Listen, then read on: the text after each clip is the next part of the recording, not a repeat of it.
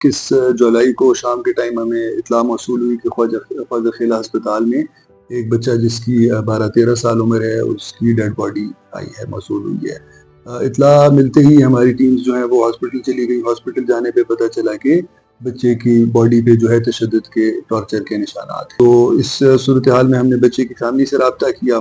وہ لوگ آئے اور ہم نے باضابطہ ایک ایف آئی آر رجسٹر کی۔ ایف آئی آر کی ہم نے تفتیش شروع کی۔ اس میں ٹوٹل 4 ملزمان ہیں، جس میں سے 2 ملزمان جو ہیں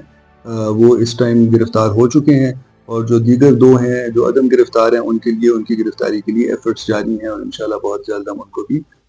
گرفتار کریں گے۔ اس کے ساتھ ساتھ جو تشدد میں یوز ہونے والی چیزیں تھیں، جو ویپن آف اوفینس تھے، کچھ لاٹھیاں ہیں، زنجیریں ہیں، وہ ہم نے ریکور کی ہیں۔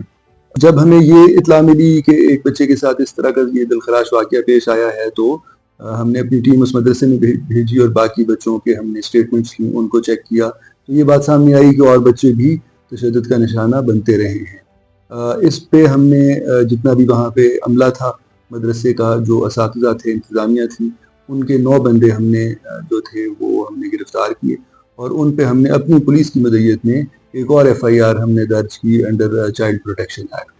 اس کے بعد مدرسے میں جتنے بھی بچے تھے، تقریباً 160 کے قریب بچے تھے، ان کی فیملیز سے ہم نے رابطہ کر کے ان سارے بچوں کو ہم نے سیفلی جو ہے ان کی فیملیز کو ہینڈ اوور کیا۔ وہ کرنے کے بعد ہم نے اس مدرسے کو تھرو اسسٹنٹ کمشنر خواجہ خیلہ سیل کر دیا۔ اس ایف آئی آر میں جو 302 کی ایف آئی آر ہے، اس میں 4 ملزمان ہیں، جس میں 2 نامینیٹڈ ملزمان گرفتار ہو چکے ہیں، اور 2 جیسے میں نے بتایا 2 عدم گرفتار ہیں، جن کی گرفتاری کے لیے ہم نے ٹیمیں بنائی ہوئی ہیں، ہماری ٹیکنیکل ٹیمز بھی کام کر رہی ہیں، باقی بھی کر رہی ہیں، میں خود ان کو سپروائز کر رہا ہوں، اور انشاءاللہ ان کو بھی ہم بہت جلد، جو مظاہرین تھے ان کا بھی یہی مطالبہ تھا کہ ان کو جلدی گرفتار کیا جائے، اور ہماری بھی یہی کوشش ہے، اور ہم پولیس جو ہے پوری طرح اس حوالے سے متحرک ہے۔